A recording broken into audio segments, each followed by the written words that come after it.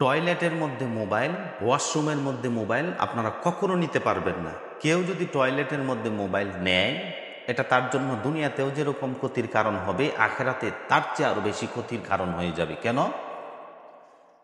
আমাদের যুবক ভাইয়েরা এই মোবাইলের প্রতি এরকম আসক্ত হয়ে গিয়েছে, ঘরে বিছানার মধ্যে স্ত্রী আছে, তাকে সময় না দিয়ে মোবাইলটাকে সময় দেয়। ভাইয়েরা আমার, এই জন্য মোবাইলের যেরকম খারাপ দিক আছে, ভালো দিকও কিন্তু মোবাইলের আছে।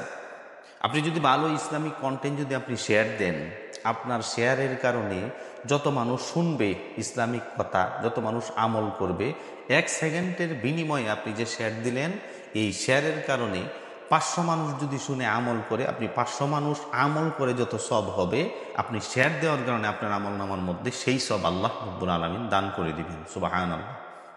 রাসূলুল্লাহ সাল্লাল্লাহু আলাইহি ওয়াসাল্লামের যুগে একটা আয়াত, একটা হাদিস শরীফ যখন সাহাবায়ে কেরামরা শুনতো, শেয়ার করে দিত, বলে দিত অন্য অন্য সাহাবায়ে কেরামদেরকে। কিন্তু আমাদের আধুনিক প্রযুক্তিতে এরকম বিশ্ব এখন ডে বাই ডে অগ্রগতি হচ্ছে, সুতরাং এখন শেয়ারের ব্যবস্থা। মোবাইলে যদি আপনি শেয়ার দেন, আপনার ফ্রেন্ডের কাছে চলে যাবে। ফ্রেন্ডটা যদি আমল করে ভালো কথা, তাহলে আপনি সব পাবেন। এই জন্য আপনি ভালো ভালো ইসলামিক কন্টেন্ট আপনারা শেয়ার দিবেন, কোনো সমস্যা নাই।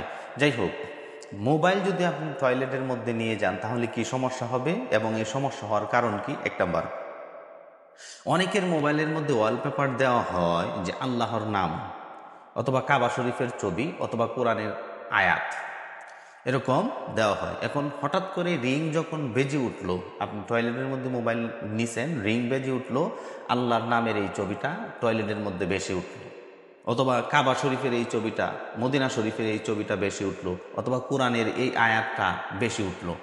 যেটা কোরআন শরীফের আয়াত, এটা সম্মানিত আয়াত, টয়লেটের মধ্যে বেশি উঠলো, আপনি কোরআনকে অবমাননা করলেন।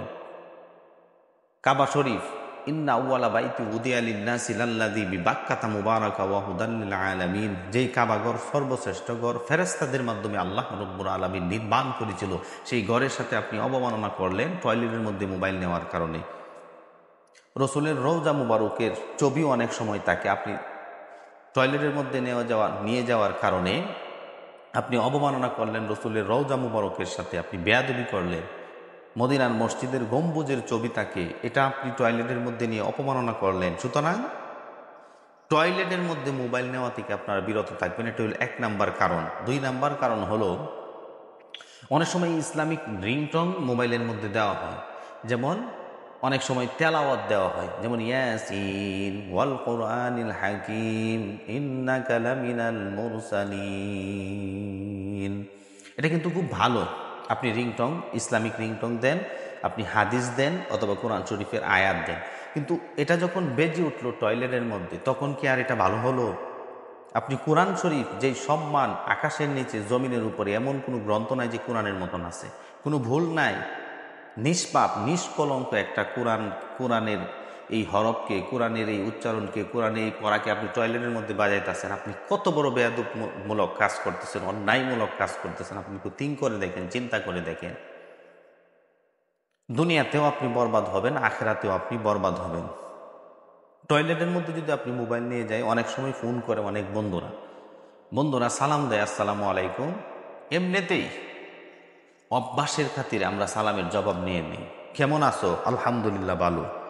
বিভিন্ন রকমের কথা বলা হয়। এই যে সালাম দেওয়া, আলহামদুলিল্লাহ বলা, একজনের সাথে আরেকজন কমিউনিকেশন রাখা, এটা ইসলাম সমর্থিত। কিন্তু টয়লেটের মধ্যে নিয়ে যাওয়ার কারণে মোবাইল, এটা তো আর ইসলাম রইল না। এই জন্য ভাইয়ার আমার, আপনারা উদাত্ত আহ্বান জানায়, আপনারা মোবাইল ইউজ করেন, ভালোভাবে ইউজ করেন, কিন্তু টয়লেটের মধ্যে কোনো সময় মোবাইল নিয়ে যাবেন না, আপনারা বাহিরে রেখে যাবেন। যদি যান আর এরকম কর্মকাণ্ড যদি হয়, আপনি দুনিয়াতেও ডেস্ট্রয়ের মধ্যে পড়ে যাবেন, আখিরাতের মধ্যেও ধ্বংসের মধ্যে আপনি নিমজ্জিত হবেন। সকলকে বুঝে শুনে মোবাইল ফোন ইউজ করার তৌফিক দান করুক, আমিন।